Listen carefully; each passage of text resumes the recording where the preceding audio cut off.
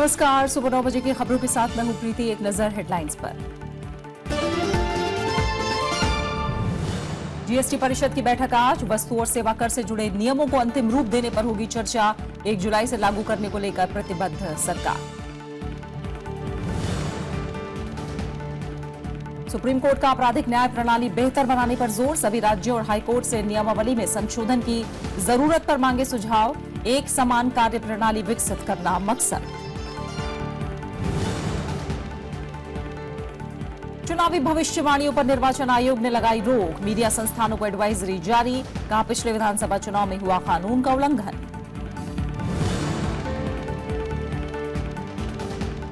महाराष्ट्र में 8 बड़े अस्पतालों पर कार्रवाई। स्टेंट जैसे चिकित्सा उपकरणों की ज्यादा कीमत वसूलने का आरोप। उपभोक्ता संरक्षण कानून के तहत मामला दर्ज।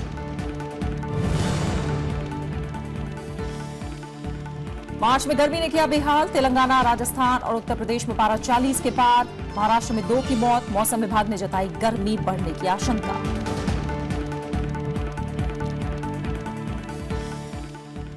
वित्त मंत्री अरुण जेटली की अध्यक्षता वाली जीएसटी परिषद की आज होने वाली बैठक में जीएसटी से जुड़े नियमों को अंतिम रूप दिया जाएगा। इसी दौरान परिषद की पिछली बैठक में लिए गए फैसलों को भी मंजूरी दी जाएगी। सरकार ने जीएसटी से जुड़े 4 विधेयकों को लोकसभा से पारित करा लिया है। पूरे देश को एक बाजार में बदलने के लिए जीएसटी प्रणाली को 1 जुलाई से लागू करने की योजना है। इसके बाद केंद्रीय उत्पाद शुल्क, सेवा कर, चुंगी, सेंट्रल सेल्स टैक्स, राज्य स्तर के वाणिज्यिक कर या VAT, entry tax, lottery tax, entertainment tax, turnover tax, माल ढुलाई पर लगने वाले टैक्स वगैरह इसमें समाहित हो जाएंगे। एक अनुमान के मुताबिक जीएसटी लागू होने के बाद निर्यात, रोजगार के अवसरों और आर्थिक विकास में जो वृद्धि होगी उससे देश की सालाना आमदनी में भी बढ़ोतरी होगी। इसके लागू होने से अधिकतर चीजें सस्ती हो जाएंगी, जिससे आम नागरिकों को फायदा होगा। लोकसभा ने कल वित्त विधेयक पर राज्यसभा के 5 संशोधन ध्वनि मत से खारिज कर दिए। वित्त मंत्री ने कहा कि सरकार इन संशोधनों को स्वीकार नहीं कर सकती है। हालांकि उन्होंने चंदे में पारदर्शिता के लिए राजनीतिक दलों से सुझाव मांगे। वित्त विधेयक में राज्यसभा की ओर से किए गए संशोधनों पर गुरुवार को लोकसभा में चर्चा हुई। वित्त मंत्री ने चर्चा का जवाब दिया।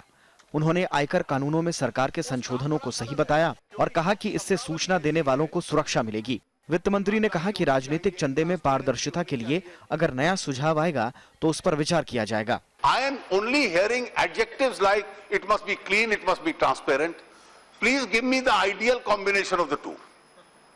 We are willing to consider it. But the fact is, under the circumstances, these are 4 options which we have opened, and these are 4 which emanate from a scheme which will be drawn under the Income Tax Act.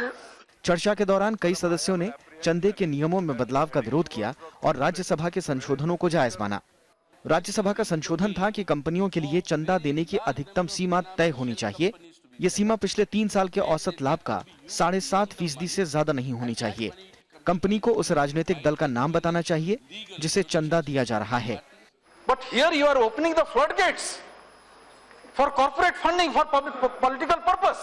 At this point of time, any political party which is in government may reap benefit. This step, in my opinion, madam, will bring transparency in the process of contributions to political parties and will enable both the parties and companies to disclose the funding information and boost accountability. Political funds में transparency होनी चाहिए। किसने दिया, कितना दिया और कितना funds होना चाहिए, इसका भी एक लिमिट तय होना चाहिए। When you are ready for transparency, why don't you accept this Rajya Sabha amendment? Madam, Rajya Sabha is a house of reason. Rajya Sabha ने आयकर अधिकारियों को असीमित अधिकार देने के खिलाफ भी 3 संशोधन किए थे। इन सब संशोधनों को ध्वनिमत से खारिज कर दिया गया। कांग्रेस और टीएमसी ने संसदीय परंपराओं का पालन करने पर जोर दिया। काउंसिल ऑफ स्टेट्स, राज्यों से, प्रदेशों से आवाजें हमारी देश की नीतियां बनाने में, हमारे देश की जो है कानून, संविधान बनाने में वो आवाजें भी उतनी महत्वपूर्ण हैं।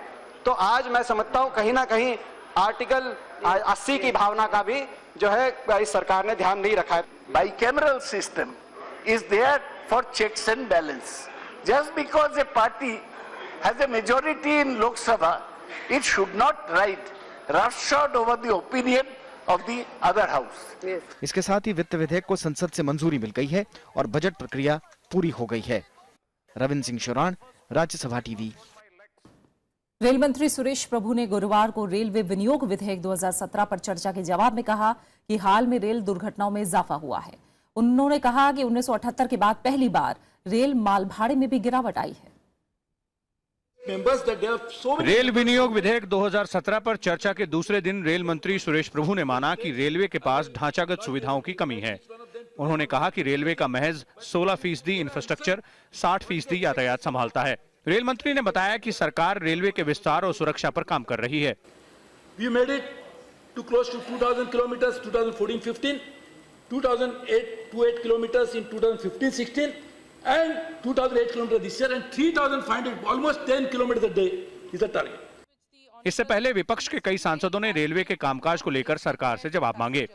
The airfares are now comparable or even lower to the first class AC or second AC rail ticket fare, and therefore alternative ideas will have to be floated by the ministry to make sure how resource mobilization will happen. और जहां तक आम आदमी का सवाल है, reservation और cancellation जो चार्जेस हैं वो 3 साल में इसमें बेतहाशा वृद्धि हुई है। The recommendation of the Anil Kakodar Committee on Safety in March 2012 and on modernization by Shyam Pitroda Committee in February 2012 need to be implemented to minimize accidental deaths. The government is undoubtedly abdicating its responsibility that for ensuring affordable transport to the common people of our country. Railway का infrastructure का बड़ा serious problem है sir. आज भी पटना बिहार लौटने के लिए 400-400 में वेटिंग लिस्ट निकलती है। ट्रेनें बढ़ गई हैं पर इंफ्रास्ट्रक्चर नहीं बढ़ा क्योंकि रेल के पास पैसे नहीं है। Has the railways decided to set up an independent authority, regulatory authority for fixing passenger and freight rates? Rajya Sabha ने चर्चा के बाद रेल विनियोग विधेयक को लोकसभा को लौटा दिया। लोकसभा से इसे पहले ही मंजूरी मिल चुकी है। पंचानन मिश्र के साथ विशाल दहिया, राज्यसभा टीवी। अब चुनाव आचार संहिता के दौरान नतीजों को लेकर किसी तरह के अनुमान या भविष्यवाणी नहीं दिखाई जा सकेंगी। चुनाव आयोग ने कहा है कि ज्योतिष, कार्ड रीडर या किसी एक्सपर्ट की मदद से भी प्रतिबंधित समय में चुनाव परिणाम बताना या उसके संकेत देना आचार संहिता का उल्लंघन माना जाएगा। चुनाव आयोग ने गुरुवार को मीडिया संस्थानों को इस बारे में एडवाइजरी जारी की। दिशा निर्देशों में जनप्रतिनिधित्व कानून की धारा 126A का जिक्र किया गया है। दिशा निर्देशों में कहा गया है कि 5 राज्यों के विधानसभा चुनाव के दौरान इस नियम का उल्लंघन किया गया। आयोग ने साफ किया कि अगर भविष्य में दोबारा ऐसा हुआ तो कड़ी कार्रवाई की जा सकती है। इस आदेश को प्रेस काउंसिल ऑफ इंडिया और न्यूज ब्रॉडकास्टर्स एसोसिएशन को भी भेजा गया है। आयोग ने प्रिंट और इलेक्ट्रॉनिक मीडिया दोनों से कहा है कि स्वतंत्र और निष्पक्ष चुनाव के लिए प्रतिबंध के दौरान चुनाव परिणाम की भविष्यवाणी करने वाले कार्यक्रम प्रकाशित और प्रसारित न करें। आपराधिक न्याय प्रणाली बेहतर बनाने के लिए सुप्रीम कोर्ट ने सभी राज्यों और हाईकोर्ट से सुझाव मांगे हैं। कोर्ट ने कहा कि समान कार्य प्रणाली से जुड़ी आपराधिक नियमावली में संशोधन के लिए आम राय तक पहुंचना जरूरी है। सुप्रीम कोर्ट ने केरल के एक मामले से जुड़ी फौजदारी अपील पर सुनवाई के दौरान खुद इस मसले पर संज्ञान लिया। दरअसल मामले की सुनवाई के दौरान निचली अदालतों में मंजूर किए गए मुकदमों के दौरान कुछ कमियों और खामियों का जिक्र किया गया था। सुप्रीम कोर्ट ने कहा कि वो संविधान के अनुच्छेद 142 के तहत दिशा निर्देश जारी करने पर विचार कर सकता है। कोर्ट ने यह भी कहा कि ऐसे अन्य क्षेत्रों पर भी सुझाव दिया जा सकता है जिन्हें लेकर संशय या चिंता हो। सुप्रीम कोर्ट 3 तलाक पर 11 मई से सुनवाई शुरू करेगा। मुख्य न्यायाधीश जस्टिस JS खेहर की अगुवाई वाली पीठ ने कहा कि गर्मियों की छुट्टियों के दौरान संविधान पीठ मामले की सुनवाई करेगी। कोर्ट में कई याचिकाओं के जरिए 3 तलाक और निकाह हलाल को चुनौती दी गई है। मुस्लिम पर्सनल लॉ बोर्ड का कहना है कि कोर्ट इन याचिकाओं पर सुनवाई नहीं कर सकती। ये सभी मामले अदालत से बाहर के हैं। वहीं कानून मंत्रालय ने हलफनामे में 3 तलाक का विरोध किया और इसे संविधान में दिए गए लैंगिक समानता और धर्मनिरपेक्षता के खिलाफ बताया।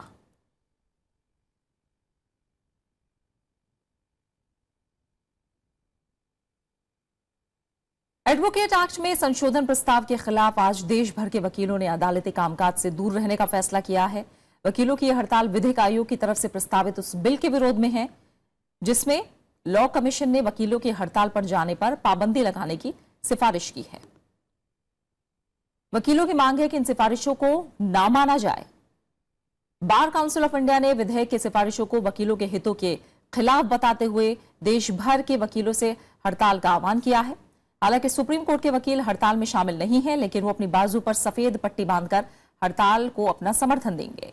इस मामले में कल वकीलों के एक समूह ने केंद्रीय कानून मंत्री रविशंकर प्रसाद से मुलाकात भी की थी। रविशंकर प्रसाद ने वकीलों को आश्वासन दिया कि उनके साथ चर्चा के बगैर बिल को पास नहीं किया जाएगा। बीजेपी के वरिष्ठ नेता हृदय नारायण दीक्षित ने उत्तर प्रदेश विधानसभा के अध्यक्ष का पद कल संभाल लिया। उन्हें 17वीं विधानसभा में निर्विरोध सदन का अध्यक्ष चुना गया। 69 साल के हृदय नारायण दीक्षित 5वीं बार विधायक चुने गए हैं। साथ ही प्रदेश के पंचायती राज और संसदीय कार्य मंत्री रह चुके हैं। दीक्षित विधान परिषद में बीजेपी के नेता भी थे। मुख्यमंत्री योगी आदित्यनाथ ने उन्हें बधाई दी है।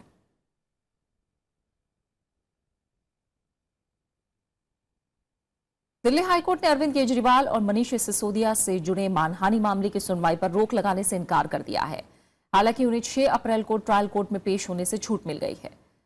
हाईकोर्ट ने कहा कि ट्रायल कोर्ट में मामले की सुनवाई नहीं रोकी जा सकती। कोर्ट ने शिकायतकर्ता एडवोकेट सुरेंद्र शर्मा को नोटिस जारी करके जवाब मांगा है। सुरेंद्र के मुताबिक दिसंबर 2013 में उन्हें आम आदमी पार्टी के टिकट पर चुनाव लड़ने के लिए कहा गया, लेकिन बाद में इनकार कर दिया गया। सुरेंद्र के मुताबिक इससे बार काउंसिल और समाज में उनकी छवि को नुकसान हुआ है। हवाई सफर करने वालों के लिए राहत की खबर है। दिल्ली समेत 7 मुख्य हवाई अड्डों पर शनिवार से हैंड बैगेज की स्टैंपिंग और टैगिंग खत्म कर दी जाएगी। इसकी जगह सामान की सुरक्षा के लिए नई व्यवस्था की गई है। सीआईएसएफ के निदेशक ओपी सिंह ने कल इस बात की जानकारी दी। उन्होंने कहा कि सभी कर्मचारियों को नए प्रोटोकॉल की जानकारी दे दी गई है। सीआईएसएफ के मुताबिक यात्रियों की सुविधा के लिए यह कदम उठाया गया है।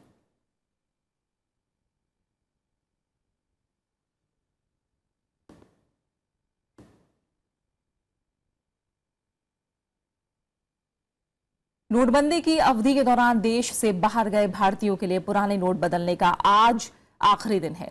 8 नवंबर को नोटबंदी के ऐलान के बाद सरकार ने लोगों को पुराने नोट बदलवाने के लिए 30 दिसंबर तक का वक्त दिया था, लेकिन उस दौरान जो लोग देश में मौजूद नहीं थे उनके लिए आरबीआई में 31 मार्च तक नोट बदलने की व्यवस्था की गई थी। अब सिर्फ एनआरआई ही 30 जून तक पुराने नोट बदल सकेंगे। उनके लिए यह सुविधा रिजर्व बैंक के मुंबई, दिल्ली, कोलकाता, चेन्नई और नागपुर के दफ्तरों पर ही उपलब्ध होगी। आरबीआई के दफ्तरों के बाहर पिछले कई दिनों से लोगों की कतारें देखने को मिल रही हैं। ऐसे में वो लोग भी अपने पास मौजूद पुराने नोटों को बदलने की कोशिश में लगे हुए हैं जो 30 दिसंबर तक अपने नोट नहीं बदलवा पाए। राज्यसभा में एक लिखित सवाल का जवाब देते हुए वित्त राज्य मंत्री अर्जुन राम मेघवाल ने कहा कि आरबीआई के बाहर ऐसे लोगों की भीड़ है जो नोट बदलवाने की तय शर्त को पूरा नहीं करते हैं। सरकार के आदेश के मुताबिक आज के बाद 10 से ज्यादा पुराने नोटों को अपने पास रखना अपराध माना जाएगा।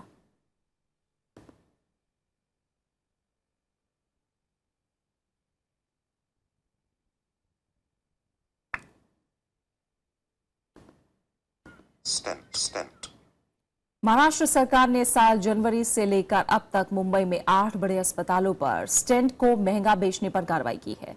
स्टेंट दिल के मरीजों के लिए एंजियोप्लास्टी में काम आता है। गुरुवार को सरकार की तरफ से विधान परिषद में इस बारे में जानकारी दी गई। खाद्य और औषधि प्रशासन मंत्री गिरीश बापट ने बताया कि Fortis, Breach Candy, Lilavati, Kokilaben, Dhirubhai Ambani, Asian Heart Institute, Global, LH Hiranandani और सर HN अस्पताल में स्टेंट की ज्यादा कीमत वसूलने के मामले सामने आए हैं। इन अस्पतालों ने 50,000 से 90,000 रुपए के बीच खरीदे गए स्टेंट के लिए लोगों से 1,05,000 रुपए से लेकर 1,90,000 रुपए तक वसूले। सरकार ने उपभोक्ता संरक्षण कानून के तहत मामला दर्ज किया है, जिसके तहत 7 साल की सजा का प्रावधान है। महाकौशल एक्सप्रेस रेल हादसे की उच्च स्तरीय जांच के आदेश दे दिए गए हैं। उत्तर प्रदेश के मुख्यमंत्री आदित्यनाथ योगी ने शीर्ष अधिकारियों को हादसे के कारणों का पता लगाने का निर्देश दिया। उन्होंने प्रधान सचिव और डीजीपी को अपने स्तर पर जांच करने के लिए कहा है। हालांकि राज्य सरकार ने पटरियों का एक हिस्सा टूटने की आशंका जताई है। राज्य सरकार और रेलवे ने घायलों को मुआवजा देने का ऐलान किया है। राज्यसभा में भी गुरुवार को सांसदों ने रेल सुरक्षा को लेकर चिंता जताई। महोबा में गुरुवार तड़के महाकौशल एक्सप्रेस ट्रेन के 8 डिब्बे पटरी से उतर गए थे, जिसमें 50 से ज्यादा यात्री जख्मी हो गए थे। और आप बने रहे हमारे साथ, हम लौट रहे हैं एक छोटे से ब्रेक के बाद।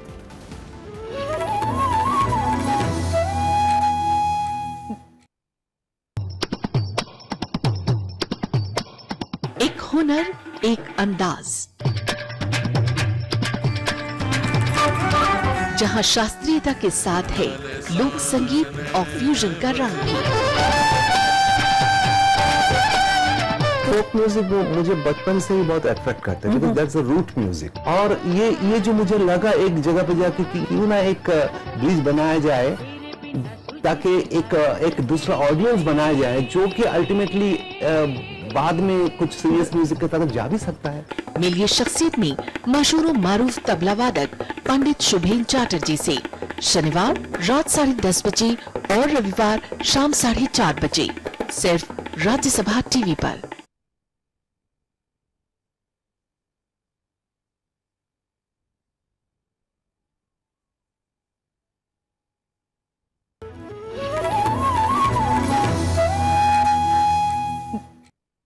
अब छोटे शहरों के बीच उड़ान योजना के तहत 2,500 रुपए में हवाई सफर किया जा सकेगा।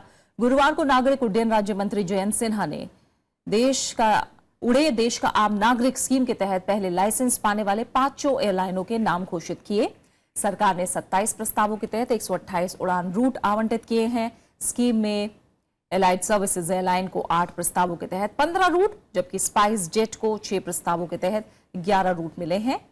टर्बो मेघा को 4 प्रस्तावों पर 18, एयर डेक्कन को 4 प्रस्तावों पर 34, जबकि एयर ओडिशा को 5 प्रस्तावों के अंतर्गत सबसे ज्यादा 50 रूट आवंटित किए गए हैं। जयंत सिन्हा ने बताया कि स्कीम से कंपनियों को कई किस्म के फायदे मिलेंगे, जिनमें एयरपोर्ट शुल्क में छूट के अलावा 3 सालों तक रूट का आरक्षण शामिल है। उड़ान योजना के तहत 1 घंटे के सफर वाली प्रत्येक फ्लाइट में 50% सीटें रियायती किराए के लिए रिजर्व होंगी, जबकि बाकी सीटों का आवंटन सामान्य किराए पर होगा। रियायती किराए के कारण एयरलाइनों को होने वाले नुकसान की भरपाई वायबिलिटी गैप फंडिंग के तहत की जाएगी। इस पर हर साल 205 करोड़ रुपए की राशि खर्च होने की संभावना है। इस योजना के तहत 31 और हवाई अड्डों से उड़ान सेवा शुरू की जाएगी। इन मार्गों पर विमान कंपनियां 19 से 78 सीटों वाले विमान का इस्तेमाल करेंगी। अफोर्डेबल फ्लाइंग करके सब लोगों को हम लोग हवाई जहाज पे जाने के लिए मौका दे रहे हैं। जब आप एयरलाइन के पास जाएं और आप बताएं कि आपके पास ये इमरजेंसी है, तो अधिकतर जो एयरलाइंस हैं इंसानियत के तौर पे आपको सीट दे सकती हैं। राष्ट्रपति प्रणब मुखर्जी ने गुरुवार को राष्ट्रपति भवन में आयोजित समारोह में 39 हस्तियों को पद्म पुरस्कार प्रदान किए। राजनीतिक दिग्गज शरद पवार, मुरली मनोहर जोशी, दिवंगत लोकसभा अध्यक्ष PS संगमा को पद्म विभूषण से सम्मानित किया गया। भारतीय क्रिकेट टीम के कप्तान विराट कोहली, लोकसभा के पूर्व महासचिव TK विश्वनाथन को पद्मश्री सम्मान दिया गया। इसके अलावा लेखक नरेंद्र कोहली, पैरा एथलीट दीपा मलिक को पद्मश्री से नवाजा गया है। समारोह में उपराष्ट्रपति मोहम्मद हामिद अंसारी, प्रधानमंत्री नरेंद्र मोदी, गृहमंत्री राजनाथ सिंह, लोकसभा अध्यक्ष सुमित्रा महाजन समेत कई दिग्गज मौजूद रहे। इस साल कुल 89 लोगों के लिए पद्म पुरस्कारों की घोषणा की गई, जिनमें से 39 को गुरुवार को सम्मानित किया गया। पंजाब से आए सैकड़ों किसानों ने कल दिल्ली में संसद मार्ग पर केंद्र सरकार की नीतियों के खिलाफ प्रदर्शन किया। गेहूं के आयात के विरोध और कर्ज माफी की मांगों को लेकर किसान सड़कों पर उतरे। भारतीय किसान यूनियन एकता के बैनर तले जुटे किसानों का कहना है कि जल्द ही वो देश भर के किसानों के साथ एकजुट होकर आवाज उठाएंगे। किसान अपनी मांगों को पत्र के जरिए सरकार तक भी पहुंचाएंगे और मांगे नहीं मानी गई तो बड़ा आंदोलन करने की बात भी कही गई है। सरकार ने कोई किसान पक्षी नीति ना बनाई, विश्व भर संस्था नाल समझौता जो किया उसको रद्द ना किया, किसाना के कर्जे पर लीक ना मारी, तो हम और पंजाब दी किसान जथेबंदियां ही नहीं, हिंदुस्तान दी जो किसान जथेबंदियां है उनको साथ लेके बड़ा संघर्ष करेंगे और सड़कें जाम करेंगे, रेलां जाम करेंगे। बात मौसम की करते हैं। गर्मी ने मार्च महीने में ही असर दिखाना शुरू कर दिया है। कई शहरों में गर्म हवाएं चल रही हैं। तेज धूप होने की वजह से लोग बाहर निकलने से कतराने लगे हैं। ओडिशा, महाराष्ट्र, राजस्थान और उत्तर प्रदेश के कई इलाकों में अधिकतम पारा 40 डिग्री सेल्सियस को भी पार कर चुका है। महाराष्ट्र के ज्यादातर इलाकों में भीषण गर्मी पड़ रही है। राजधानी दिल्ली में 38.2 डिग्री सेल्सियस तापमान रहा, जो सामान्य से 6 डिग्री ज्यादा था। उत्तर प्रदेश में वाराणसी और इलाहाबाद में पारा 40 डिग्री को पार कर चुका है। उधर आंध्र प्रदेश के रायलसीमा और उत्तरी गुजरात में भी भीषण गर्मी पड़ रही है। मौसम विभाग ने ओडिशा में 2 दिन और लू जारी रहने की चेतावनी दी है। मौसम विभाग ने कहा है कि अगले 2 से 3 दिनों तक भीषण गर्मी का प्रकोप रहेगा। ये बार अपना जो वेदर फोरकास्ट डिपार्टमेंट है, इन्होंने पहले ही हीट वेव आएगी इस बात का अनुमान पहले ही लगा दिया था। तो उस चीज़ को ध्यान में रखते हुए हमने काफ़ी पहले से हमने तैयारी करने की शुरुआत कर ही दी थी। पक्षियों के जो पिंजरे हैं उसके ऊपर हमने घास के बने जो पर्दे आते हैं वो बनवा के हमने उसके ऊपर लगवा दिए हैं, जिसके ऊपर सुबह शाम पानी का छिड़काव किया जाता है, जिसकी वजह से पिंजरों के अंदर तापमान बना रहे और पिंजरे के अंदर ठंडक बनी रहे। राजीव कुमार को संयुक्त राष्ट्र में भारत का राजदूत और स्थायी प्रतिनिधि नियुक्त किया गया है। भारतीय विदेश मंत्रालय ने गुरुवार को इसकी जानकारी दी। राजीव कुमार भारतीय विदेश सेवा के 1983 बैच के अधिकारी हैं। वो फिलहाल वैंकूवर में भारत के महावाणिज्य दूत हैं। वैंकूवर में राजीव कुमार अगस्त 2015 से नियुक्त हैं। इससे पहले वो 2006 और 2009 में संयुक्त राष्ट्र के लिए भारत के स्थायी मिशन के उप स्थायी प्रतिनिधि भी रह चुके हैं। विदेश मंत्रालय ने बताया कि राजीव कुमार जल्द ही जिनेवा में कार्यभार संभालेंगे।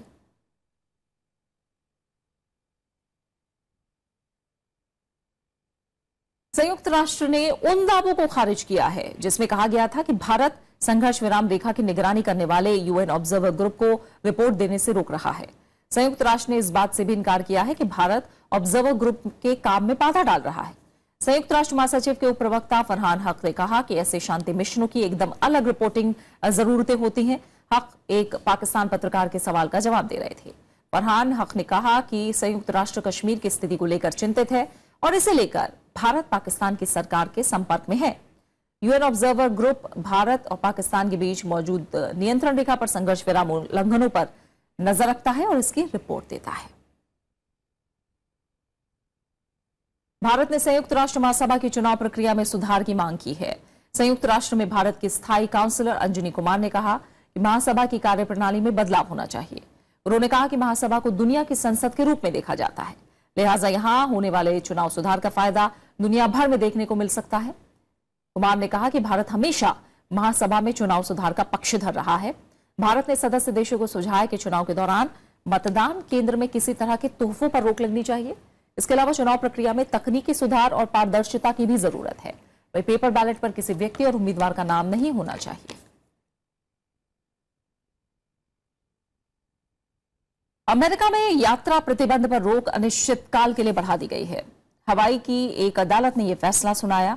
ट्रंप प्रशासन ने 6 मुस्लिम देशों के नागरिकों के अमेरिका आने पर रोक लगाने का आदेश दिया था, जिस पर हवाई कोर्ट ने अस्थायी रोक लगा दी थी। कोर्ट ने इसे संविधान का उल्लंघन करार दिया था। आदेश में मुस्लिम देशों के नागरिकों पर 90 दिन और शरणार्थियों के प्रवेश पर 120 दिन तक रोक लगाने की बात कही गई थी।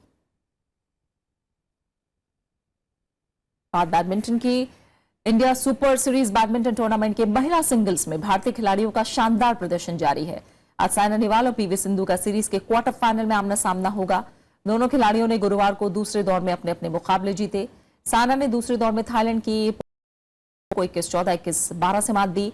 वहीं सिंधु ने जापान की साइना कावाकामी को 21-16, 21-16, 23-21 से शिकस्त दी। वहीं पुरुष एकल में भारतीय खिलाड़ियों का प्रदर्शन खराब रहा। बी साई प्रणीत, किदाम्बी श्रीकांत और सौरभ वर्मा को हार का सामना करना पड़ा। वहीं समीर वर्मा अपना मुकाबला जीतने में कामयाब रहे। और अब बात खास शख्सियत की। हिंदी फिल्मों का जिक्र हो और मीना कुमारी की बात ना आए, ऐसा हो ही नहीं सकता।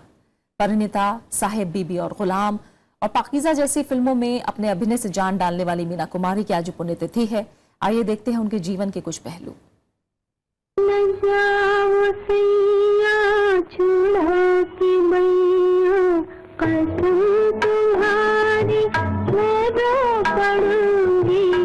मीना कुमारी और गम का रिश्ता कुछ ऐसा ही था। बचपन के हालात के चलते बेबी महजबी बनकर उन्हें 7 साल की उम्र में स्कूल की जगह स्टूडियो का रुख करना पड़ा।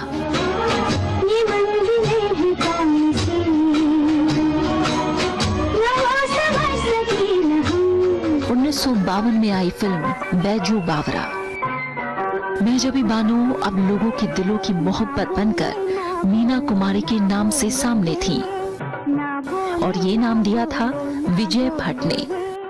इसके बाद मीना कुमारी ने अर्धांगिनी, दिल अपना और प्रीत पर आई, मिस मैरी और एक ही रास्ता जैसी कई फिल्में की। 1962 में आई गुरुदत्त की फिल्म साहिब बीबी और गुलाम। इस फिल्म में मीना कुमारी ने लीक से हटकर अभिनय किया। इसके लिए उन्हें फिल्म फेयर अवार्ड भी मिला। ये वो वक्त था जब मीना कुमारी की निजी जिंदगी में भी तूफान आया था। उनकी सबसे मशहूर फिल्म पाकीज़ा शुरू हो चुकी थी, लेकिन तलाक हो जाने की वजह से फिल्म को रोक दिया गया।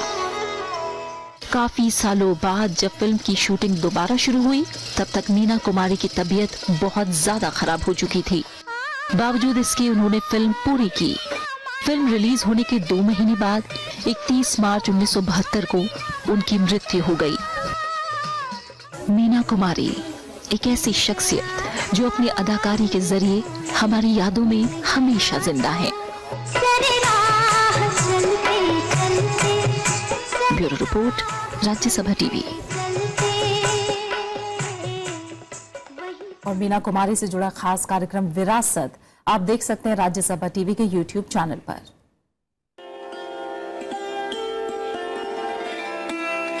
चांद तन्हा है, आसमां तन्हा, छोड़ जाएंगे जहां तन्हा। और अब आखिर में हेडलाइंस। जीएसटी परिषद की बैठक आज। वस्तु और सेवा कर से जुड़े नियमों को अंतिम रूप देने पर होगी चर्चा। 1 जुलाई से लागू करने को लेकर सरकार प्रतिबद्ध। सुप्रीम कोर्ट का आपराधिक न्याय प्रणाली बेहतर बनाने पर जोर। सभी राज्यों और हाईकोर्ट से नियमावली में संशोधन की जरूरत पर मांगे सुझाव। एक समान कार्यप्रणाली विकसित करना मकसद।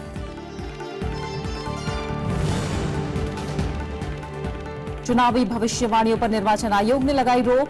मीडिया संस्थानों को एडवाइजरी जारी। कहा, पिछले विधानसभा चुनाव में हुआ कानून का उल्लंघन।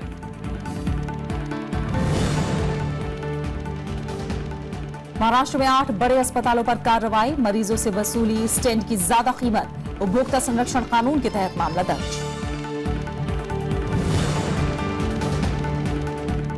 और मार्च में गर्मी ने किया बेहाल। तेलंगाना, राजस्थान और उत्तर प्रदेश में पारा 40 के पार। महाराष्ट्र में 2 की मौत। मौसम विभाग ने जताई गर्मी बढ़ने की आशंका। और फिलहाल सुबह 9 बजे की खबरों में मेरे साथ इतना ही। आगे देखिए देश देशांतर। नमस्कार।